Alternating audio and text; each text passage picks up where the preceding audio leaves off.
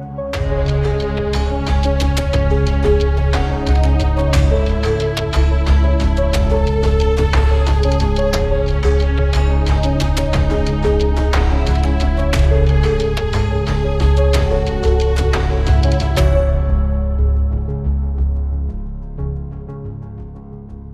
untuk kali ini kita akan berkoalisi nih dengan salah satu orang hebat yang ada di sekitaran kita, dan beliau ini dikenal sebagai aktivis muda. Begitu ya, Mas? Ya, sudah ada bersama kita di sini ada Mas Agung dari IGJ, Mas Agung Prakoso. Halo semuanya. Ya, Mas Agung bisa perkenalkan diri? Halo, nama saya Agung Prakoso. Saya dari Indonesia for Global Justice. Indonesia for Global Justice adalah organisasi masyarakat sipil yang fokus pada isu perdagangan internasional, liberalisasi perdagangan, dan dampaknya kepada masyarakat. Jadi kita itu berdiri 2001 untuk merespon pada waktu itu ada yang namanya World Trade Organization, walaupun sudah berdiri sejak lama, tapi ada organisasi masyarakat sipil yang harus dari Indonesia yang harus merespon isu-isu dari WTO itu sendiri. World Trade Organization ini kan membentuk beberapa rezim perdagangan yang akhirnya harus diterapkan sama anggotanya, dan itu berdampak pada banyak sektor di masyarakat. Misalkan sektor pangan, kemudian juga sektor tenaga kerja, sekarang ada digitalisasi, dan juga sektor kesehatan salah satunya. Nah, ini karena untuk Accelerate ini kan kita lebih geraknya lebih di kesehatan gitu ya, Mas Agung. Nah, kalau bicara tentang perdagangan internasional terkait dengan kesehatan, itu fokusnya ke arah yang mananya ya, Mas? Ya, jadi di WTO itu sendiri dia tidak hanya mengatur perdagangan barang dan jasa saja, ekspor impor saja, tapi ada beberapa aturan-aturan lain di bawahnya. Jadi ada trade in goods ya, itu perdagangan barang, trade in services itu perdagangan jasa, kemudian ada trade related aspect of intellectual property right atau TRIPS. Nah, TRIPS ini sendiri mengatur soal rezim kekayaan intelektual, Mbak Deni. Nah, di rezim kekayaan intelektual itu memberikan hak eksklusif kepada pemegang paten. Dalam hal ini biasanya itu adalah perusahaan farmasi yang kemudian membuat akses masyarakat kepada produk-produk kesehatan itu menjadi lebih sulit. Misalkan contoh obat ya kan. Obat itu ketika perusahaan farmasi mengajukan paten atas obat, perusahaan farmasi mendapatkan hak eksklusif atau kami menyebutnya hak monopoli ya, karena tidak akan bisa diproduksi oleh pihak lain. Jadi dia bisa menentukan produksi, dia mau memproduksi obat itu berapa banyak, kemudian bisa menentukan berarti harga. semuanya dikuasain oleh sama si perusahaan itu. Iya betul. Jadi dia paten. Iya betul. Jadi dia memonopoli itu. Dia bisa menentukan produksi, menentukan harga, kemudian menentukan pasar, bahkan di negara mana dia mau memasarkan obat tersebut. Nah, ini berdampak pada akses masyarakat pada obat. Jadi mulai dari harganya yang sangat tinggi biasanya. Harganya sangat tinggi, kemudian obatnya juga belum tentu tersedia karena produksinya dipegang oleh mereka. Kemudian apakah obat itu akan dipasarkan di negara tersebut, itu juga menjadi tantangan. Jadi ada obat-obat yang tidak dipasarkan di negara-negara tertentu, sehingga ketika masyarakat membutuhkan obat tersebut ada kesulitan bagi masyarakat untuk mengaksesnya gitu. Tapi meskipun paten itu dimiliki oleh satu negara kayak gitu ya, satu perusahaan yang ada di negara tersebut. Nah, berarti kan ada permainan harga juga ya. Berarti bisa jadi bahwa harga obat yang terlalu tinggi juga gitu pada akhirnya seperti itu. Oh, sangat tinggi. Iya. Jadi harganya akan sangat tinggi karena mereka beranggapan bahwa kami membutuhkan riset dan segala macam. Gitu. Sehingga mereka menetapkan harga yang sangat tinggi untuk obat-obatan. Nah, ini berbanding terbalik nih kalau kemudian obat-obatan itu sudah habis masa patennya. Yang kita kenal di sini sebenarnya sebagai obat generik. Ketika obat itu sudah habis masa patennya, semua orang bisa cara pembuatan obat tersebut, racikannya, komposisinya, semuanya dibuka. Sehingga banyak perusahaan yang akhirnya bisa memproduksi obat serupa. Ketika perusahaan memproduksi obat itu banyak, maka hak monopolinya habis kan gitu kan, runtuh gitu. Ketika itu terjadi, harganya bersaing, sehingga harganya turun karena jauh yang memproduksi banget. Banyak. Iya, turun jauh banget gitu. Nah, ini yang kemudian jadi pertanyaan nih kan, kenapa harga obat yang jadi esensi kebutuhan manusia itu sangat tinggi. Oke. Padahal ini adalah esensial bagi ada beberapa penyakit yang kalau tidak mengkonsumsi obat dia akan bisa ada berdampak dampak ya yang yang sangat fatal berat ya, gitu fatal ya. ya gitu kan. Oke. Kayak teman-teman HIV, Mm-mm. teman-teman TB Iya, juga, betul. kemudian teman-teman kanker gitu kan. Mm-mm. Itu semuanya bergantung pada obat. Kalau kemudian mereka tidak mengkonsumsi, mereka akan mendapatkan dampak yang sangat luar biasa gitu. Nah, ini yang kemudian menjadi desakan bagi kita bahwa obat itu adalah hak kesehatan, hak dasar, sehingga harusnya tidak dikuasai secara monopoli oleh perusahaan farmasi. Harganya harus terjangkau, mudah diakses oleh masyarakat gitu. Ya, kalau yang dari edisi kemarin itu kita sempat ngobrol nih sama kawan komunitas kan. Dia cerita gitu memang untuk pengobatan TB aja gitu untuk 1 hari nih untuk TB yang resisten obat itu membutuhkan biaya 1,4 juta itu 1 hari gitu. Saya jadi mikir mahal banget ya gitu. Itu kan jadi gimana dia itu harus mendapatkan 1,4 selama sekian waktu sampai dia sembuh gitu kan Mas. Berarti itu bisa aja juga karena paten tersebut gitu ya, Iya, sebenarnya. Oke. Nah, jadi kalau misalnya tidak ada paten itu, ini saya ngelihatnya dari sisi perusahaan yang ngerasa bahwa ini kan kan gue nih yang punya semuanya gitu kan, gue nih yang punya istilahnya punya formulanya, terus punya segala macam, gue berhak dong untuk nentuin artinya merasa berhak dengan paten tersebut kayak gitu. Tapi sementara ada hak warga negara di luar sana yang juga punya hak terhadap obat tersebut. Nah, untuk supaya ketemu di tengahnya itu baiknya itu kayak gimana, Mas? Iya, ini yang sebenarnya sudah ada di dalam aturan WTO TRIPS itu sendiri. Namanya adalah fleksibilitas TRIPS. Kenapa disebut fleksibilitas? Karena ini fleksibel bagi negara untuk menetapkan apakah situasi di negara tersebut darurat kesehatan atau enggak. Jadi misalkan ketika ada kasus penyakit tertentu misalkan, kemudian pemerintahnya menetapkan bahwa ini darurat walaupun baru ada 1 kasus. Nah, itu boleh di WTO. Itu satu hal. Maka kemudian berarti disebut intervensi fleksibilitas dari TRIPS. pemerintah. Iya. Kemudian fleksibilitas TRIPS ini berwujud kalau di Indonesia itu ada 2. Ada lisensi wajib, kemudian ada paten untuk penggunaan paten oleh pemerintah atau patent for government use.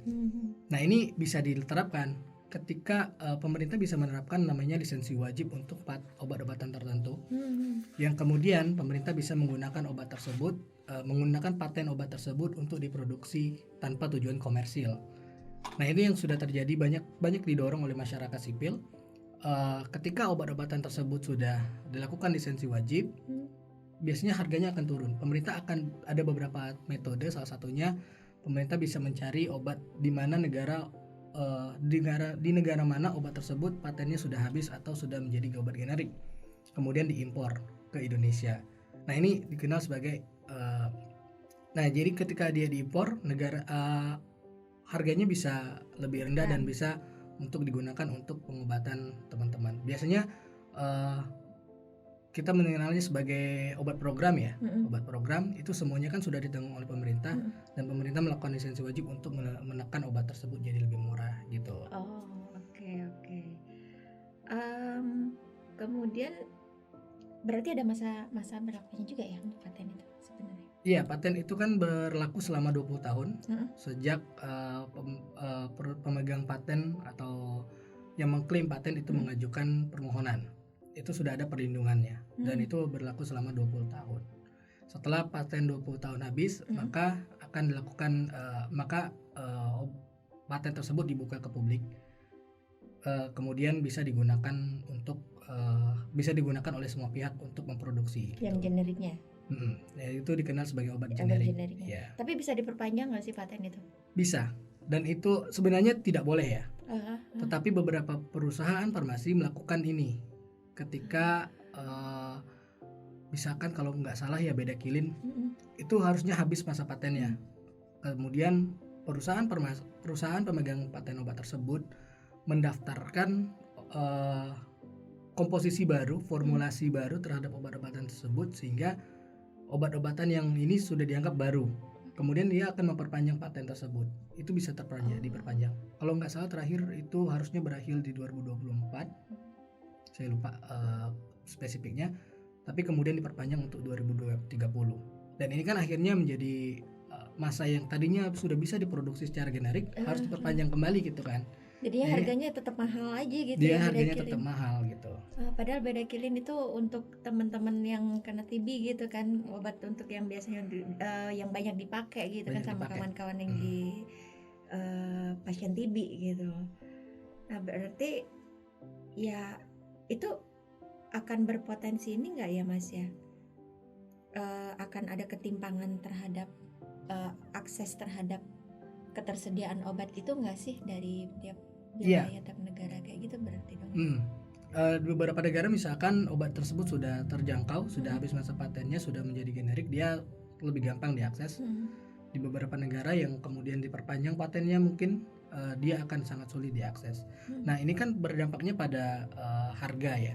Misalkan satu dari harga, kemudian juga oleh produksi yang tadinya mungkin sudah bisa diproduksi oleh perusahaan lokal generik di Indonesia, ketika itu diperpanjang akhirnya sudah tidak bisa diproduksi di Indonesia.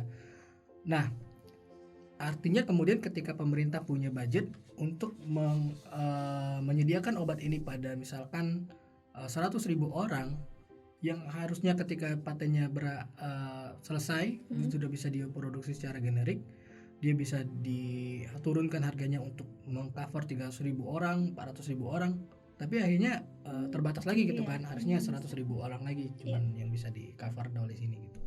Jadi ini akan rentetannya sangat banyak gitu. Paten ini terlihat sederhana tapi rentetannya sangat banyak gitu, mulai dari harga, kemudian nanti ke budget yang dimiliki pemerintah untuk mengcover itu, kemudian seterusnya dia akan banyak sekali rentetannya gitu. Wow, berarti urusan obat dan urusan penyakit sebegitu peliknya ya, apalagi di masa pandemi COVID kayak sekarang ini juga, itu pun juga potensi untuk penyediaan obat itu sendiri bisa jadi ada monopoli, itu pun juga terjadi gitu. Iya, di pandemi COVID-19 ini sangat terasa ya, terutama ketika awal-awal pandemi COVID. Hampir semua kebutuhan COVID itu dilindungi oleh kekayaan intelektual. Tidak hanya paten, ada rahasia dagang, ada paten, rahasia dagang, hak cipta, desain industri dan lain-lain. Jadi tidak cuma obat, bahkan di APD, ventilator itu juga ada kekayaan intelektual yang melindungi itu. Itulah yang kemudian, itulah yang kemudian dulu sampai susah untuk susah banget kan, kayak gitu. Susah, iya. Karena waktu itu produksinya limited, sangat terbatas. Jadi banyak negara di negara-negara miskin dan berkembang terutama ya kesulitan untuk memproduksinya karena kita terbatas, karena semuanya dilindungi oleh kekayaan intelektual. Itu yang pertama. Kemudian ketika obat-obatan juga, ketika obat-obatan berkembang untuk pandemi COVID-19 itu mayoritas obat-obatan yang digunakan untuk COVID-19 itu sudah digunakan untuk disease yang lain ya. Beberapa obat itu sudah digunakan untuk disease yang lain. Kalau nggak salah remdesivir itu tadinya bukan untuk COVID ya. Iya. Kemudian favipiravir juga sama gitu. Beberapa obat itu sudah digunakan untuk disease yang lain. Tetapi ketika terjadi pandemi COVID-19, justru ini didaftarkan lagi patennya untuk COVID-19. Ya, akhirnya padahal itu masih sama, obat yang sama. Obatnya mungkin ada perubahan komposisi dan lain-lain, tapi penggunaan peruntukan itu juga berpengaruh ke patennya. Gitu.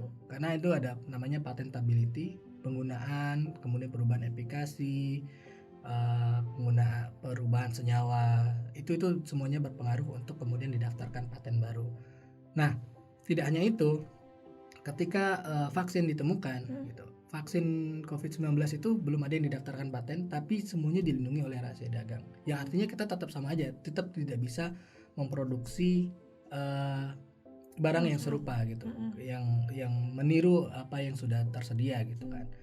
Yang akhirnya kemudian balik lagi, kita kesulitan mengakses karena produksinya terbatas.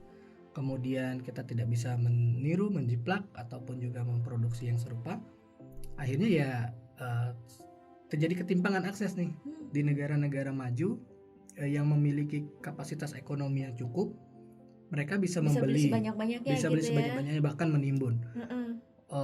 Kalau nggak salah Amerika Serikat itu bisa memvaksin 5 kali penduduknya dari jumlah penduduknya. Kemudian Kanada juga sama, 9 kali jumlah penduduknya. Eropa juga begitu. Sementara negara-negara miskin dan berkembang untuk memproduksi, ada yang bahkan hanya bisa mampu memvaksinasi setengah dosis per penduduknya. Itu kan terutama terjadi di negara-negara Afrika. Nah ini kemudian menjadi ketimpangan kan. Dan itu juga penyebabnya ketika produksi obat-obatan atau produksi vaksin ini dikuasai sepenuhnya oleh farmasi besar di negara-negara utara. Sebenarnya beberapa negara berkembang itu memiliki kapasitas manufaktur untuk memproduksi ini. Katakanlah Indonesia punya, India punya, South Africa punya, tapi kita tidak bisa memproduksi apa yang sudah dikembangkan oleh perusahaan farmasi besar. Itu menjadi tantangan kemudian. Tidak bisanya ya karena terbatasnya aturan terkait intelektual. Gitu. Padahal kita punya kapasitas untuk memproduksi itu. Itu yang menjadi persoalan ketika pandemi COVID-19. Tapi di beritanya katanya kalau di Indonesia nih dibilangnya bahwa kita nggak punya manufaktur dan infrastruktur yang memadai nih untuk memproduksi itu gitu loh, Mas. Punya sebenarnya. Sebenarnya kita bisa gitu. Kita punya sebenarnya. Ada beberapa organisasi, misalkan MSF itu sudah mengidentifikasi berapa kapasitas yang dimiliki oleh negara-negara di seluruh dunia. Indonesia punya 1, India itu punya sekitar 11 kapasitas manufaktur, South Africa juga punya, Argentina, Chile kalau nggak salah itu juga punya. Jadi ini banyak banget negara-negara yang punya kapasitas manufaktur yang bisa dimanfaatkan sebetulnya. Tetapi ya balik lagi, ketika kita tidak bisa manfaatkan itu secara maksimal ya, karena akhirnya keterbatasan ini. Dan juga kalau Mbak Dini ingat beberapa tahun lalu, di awal-awal masa pandemi COVID itu ada beberapa negara yang membatasi ekspor vaksin. Iya vaksin, iya benar. Ya kan, ada yang membatasi kalau nggak salah Italia, Uni Eropa, ketika mereka mengalami lonjakan kasus, mereka membatasi vaksin untuk diekspor. Iya. Itu kan kemudian untuk jadi negaranya dulu gitu kan alasannya. Alasannya begitu. Dan juga mereka kalau perusahaan farmasi bilang, oh ini negara-negara ini sudah mengeluarkan uang duluan untuk riset dan developmentnya gitu. Ya kemudian semuanya balik lagi terserah dari perusahaan farmasi, terserah dari negara-negara besar ini yang untuk memonopoli itu gitu kan. Kapan mereka udah selesai, mereka boleh memperbolehkan ekspor dan segala macam. Jadi kan ini memperparah ketimpangan. Jadi juga dikenal sebagai nasionalisme vaksin waktu itu. Iya. Berarti negara-negara yang memang punya duit bisa mengendalikan bahwa obat itu untuk siapa gitu ya. Dan si istilahnya ngebooking deh ini pabrik, pokoknya semua hasil produksi lu buat gue deh kayak gitu ya. Iya, pada waktu awal-awal COVID itu semua terjadi. Ketika mereka sudah menggunakan uang publik mereka ya. Mereka memberikan sejumlah uang untuk membantu kapasitas riset dan manufaktur di perusahaan farmasi di negara mereka. Ketika itu sudah bisa diproduksi, balik lagi mereka tetap akan membeli, dan itu diatur oleh perusahaan farmasi itu. Dan kita nggak, sebagai negara berkembang, kita antrian kesekian baru bisa mendapatkan itu. Wow, itu kebayang ya untuk negara miskin. Ini negara berkembang aja udah sampai antrian kesekian, apalagi negara miskin bisa jadi nggak dapat apa-apa. Iya, sampai sekarang terbukti di Afrika angka vaksinasinya sangat rendah gitu kan. Terutama negara-negara miskin yang Nigeria misalkan, kalau nggak salah Nigeria itu baru 7% terakhir. Kemudian South Africa aja baru 20%. Negara yang cukup maju di Afrika ya, itu 20%. Untuk Indonesia sendiri nih, itu gimana Mas situasinya Mas? Iya, untuk Indonesia ya, dalam hal vaksinasi kita kan capainya sekarang sangat tinggi, cukup tinggi dibanding negara-negara miskin dan berkembang lain. Ini salah satu kejelian dari pemerintah Indonesia untuk memilih vaksin yang lebih cepat tersedia pada waktu itu. Meskipun memang ini sempat kita kritik juga bahwa ada vaksin yang dipilih oleh pemerintah itu belum mengeluarkan hasil efikasi atau selesai uji coba gitu, selesai tahap uji coba sepenuhnya. Tapi itu pada akhirnya memang menjadi pilihan yang cukup tepat karena kemudian vaksin yang tersedia cukup banyak. awalnya nih belum memasuki uji klinis waktu itu kalau nggak salah ya. Jadi ada beberapa vaksin kayak misalkan Sinovac kita itu beli ketika uji klinisnya belum selesai. Maksudnya uji klinis itu apa tuh? Jadi kan ada fase uji klinis 1, 2, 3.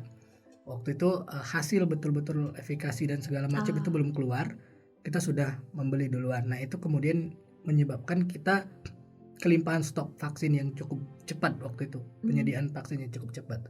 Kemudian yang kedua salah satunya adalah kelimpahan vaksin donasi gitu. Indonesia salah satu negara yang kelimpahan vaksin donasi yang cukup besar.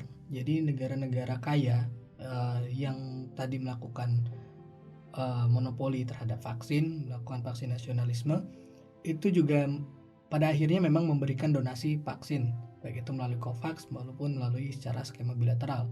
Tetapi mayoritas vaksin yang diberikan itu sebagian besar adalah vaksin yang mendekati kadaluarsa, Mbak. Nah, negara-negara miskin dan berkembang, terutama yang memiliki supply chain rendah gitu, rantai pasok yang cukup sulit, itu tidak cukup bagus untuk menerima vaksin-vaksin yang sudah hampir kadaluarsa ini. Sementara Indonesia bisa gitu mengambil vaksin-vaksin ini. Dan ini adalah salah satu berkah kelimpahan dari vaksin donasi yang kemudian kita ambil secara cukup dengan jumlah cukup banyak, kemudian kita salurkan ke beberapa daerah yang secara cepat gitu. Meskipun pada akhirnya ada juga kritik bahwa vaksin kadaluarsa ini tidak dibuka ke publik, berapa banyak jumlahnya gitu, kapan kadaluarsanya dan segala macam.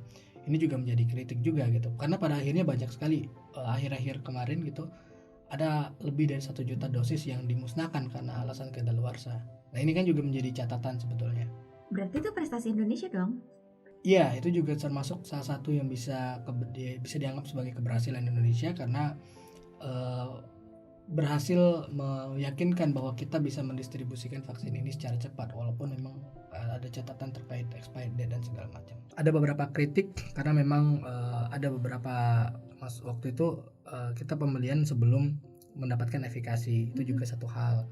Kemudian ada beberapa pembelian di negara-negara berkembang itu justru ternyata harganya lebih tinggi dari negara-negara maju. Kayak di South Afrika itu pernah diungkap bahwa harga pembelian mereka membeli vaksin lebih mahal ketimbang negara-negara Eropa. Kenapa bisa gitu?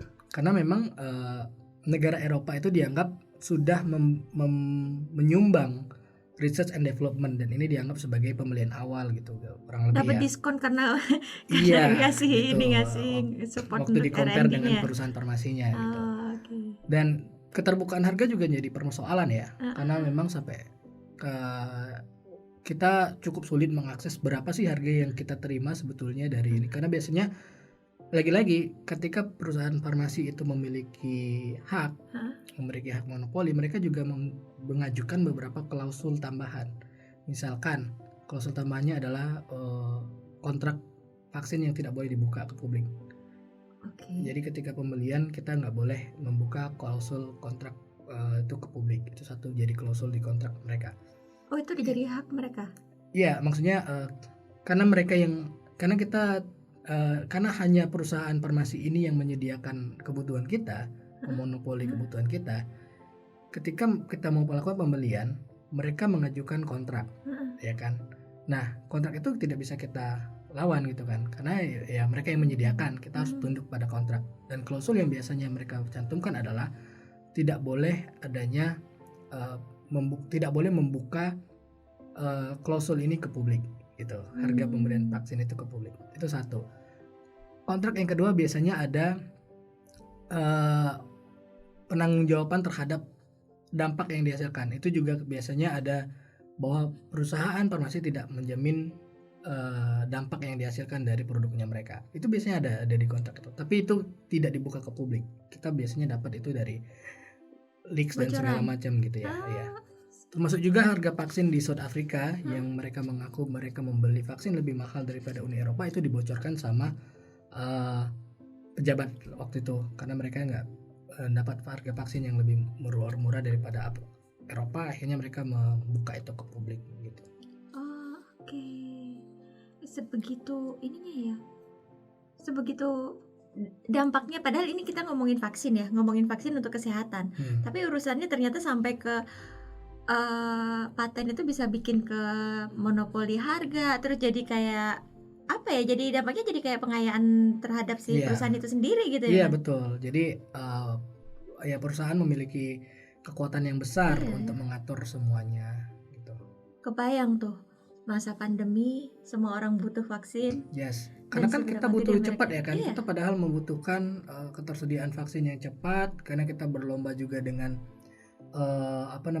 mutasi iya. virus. Ada beberapa mutasi virus yang sangat berbahaya waktu itu kan. Dan pasarnya juga pasti nih mereka gitu kan, Iya, iya. pasti dibeli mau nggak mau orang juga pasti akan Iya, cari, nah harus betul ya beli kan. gitu kan. Dan itu di kondisi yang darurat seperti itu pun Iya, mereka masih kekuatan monopoli Melakukan perusahaan monopoli. farmasi masih dilakukan gitu kan. Itu jadi catatan sebetulnya dalam pandemi. ada perbedaan signifikan enggak sih Mas dari sisi harga antara obat paten dengan obat generik? Iya, ada beberapa contoh ya. Kita pernah beberapa kali ada beberapa publikasi terkait perbedaan harga antara obat yang paten dengan obat versi generiknya gitu. Tahun 2000 itu ada kombinasi ARV untuk Stafudin, Lamivudin, dan Nevirapin. Itu kalau nggak salah originatornya dari harga originatornya itu sendiri $10.000 di tahun 2000 ya. Tahun 2000 ketika waktu itu $10.000 per pasien per tahun. Ketika waktu itu ada yang berhasil membuat versi generiknya di Brazil, itu harganya turun dari jadi 2.700, harganya bisa dipatok di $2.767. Barulah ketika tahun 2001 karena sudah ada yang berhasil menurunkan harga, berhasil membuat generik dan berhasil memberikan harga yang murah di 2.700. Akhirnya harga originator ini dari 10.000 itu turun menjadi $727 per pasien per tahun pada tahun 2001. Sementara harga generiknya lebih turun lagi di angka $290 per pasien per tahun. Dan sekarang di 2010 itu harganya hanya $67 per pasien per tahun. Artinya kan ada perbedaan yang sangat signifikan dari harga originator ketika ada yang berhasil membuat versi generik, ada persaingan harganya turun jauh gitu. Dan itu sebenarnya efektivitas obatnya juga sama aja ya?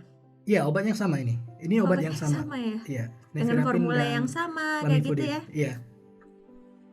Luar biasa. Jadi kayak pengen bikin pabrik. Pengen bikin. Jadi ikutan. Tapi tidak semudah itu.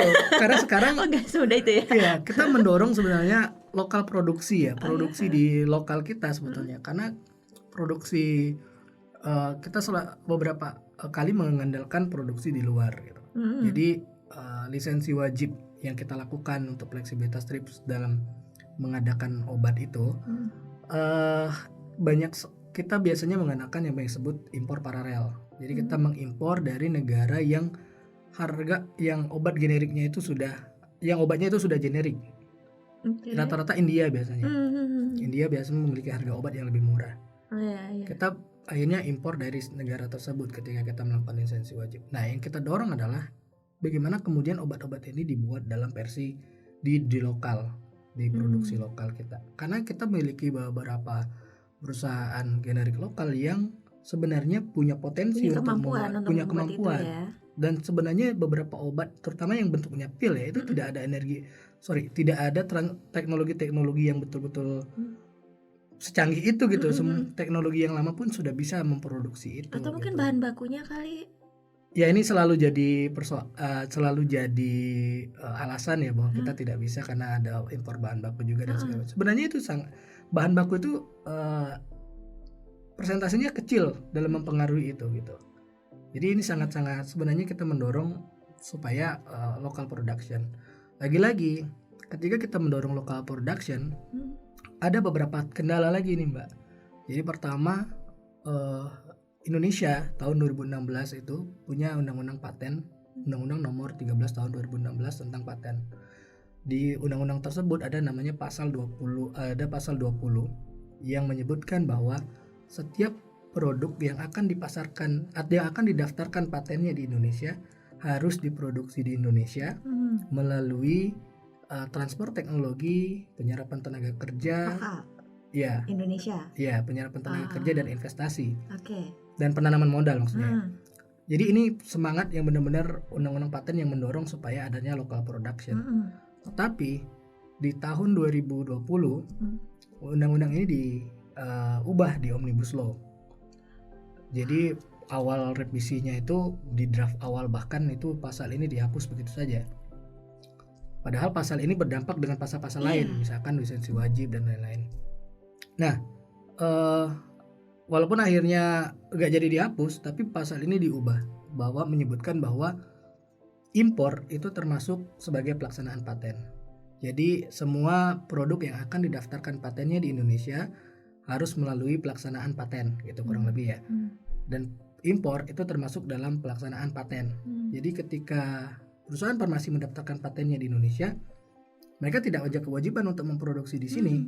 Mereka cukup dengan mengimpor saja. Iya, impor aja juga Dan cukup. impor pun kita nggak tahu berapa ketentuan impor yang dimaksud. Bisa jadi satu pil udah dianggap impor gitu kan. Dan itu sudah memberikan dianggap mereka sudah melaksanakan kewajiban mereka sebagai melaksanakan paten. Nah, ini jadi banyak banget persoalan banyak banget tantangan dalam memaksimalkan fleksibilitas TRIPS, mendorong akses obat yang lebih murah dan lebih terjangkau gitu. Kenapa sebenarnya ini penting? Karena memang obat-obatan itu kan harusnya satu tersedia terutama ketika kita membutuhkan ya, terutama obat-obatan yang sangat berdampak. Kalau orang tidak mengonsumsi obat itu dia akan bahkan bisa meninggal gitu kan. Jadi dia harus tersedia. Yang kedua dia harus accessible, mudah diakses gitu kan. Baik dari segi affordability kita kalau nyebutnya. Kemudian bisa diakses secara fisik dan juga bisa diakses informasi-informasi terkait obat tersebut. Dan bisa diterima sama masyarakat. Itu juga menjadi tantangan kan. Dan kemudian yang terakhir itu memiliki kualitas yang bagus. Ini yang kita dorong di akses obat-obatan sebenarnya. Nah, untuk obat-obatan yang memang masuk ke kita itu yang kita dapatkan dari impor itu, apakah memang udah bisa dipastikan bahwa dia itu punya kualitas yang bagus, Mas? Kalau itu kita nggak terlalu nggak terlalu concern ke sana. Tapi biasanya kan jenis obat itu sudah bisa kita anggap ada beberapa obat yang efektif gitu. Misalkan dalam penanganan HIV misalkan, antiretroviral yang digunakan di Indonesia itu mayoritas adalah tenofovir, lamivudin, efavirenz atau TLE. Padahal ada obat yang lebih murah dan lebih dianggap toksisitasnya lebih rendah. Itu TLD, tenofovir, lamivudin, dolutegravir gitu. Tapi penggunaannya sekarang mayoritas di TLE masih kan. Itu gitu. Secara obat semuanya kita mendorong bagaimana penyediaan obat yang toksisitasnya rendah, affordable, dari segi harga juga. Sehingga kalau harganya turun kan kita dampaknya bisa mengcover lebih banyak orang gitu kan, untuk menyediakan obat lebih banyak orang. Iya. Gitu. Iya sih. Iya, kalau di isu HIV memang informasinya gitu. Sekarang udah ada TLD yang bisa dibilang efek sampingnya mungkin ya bisa dibilang itu lebih ringan, tapi nggak semua orang bisa memperoleh itu gitu loh, hanya yang tertentu aja gitu ya.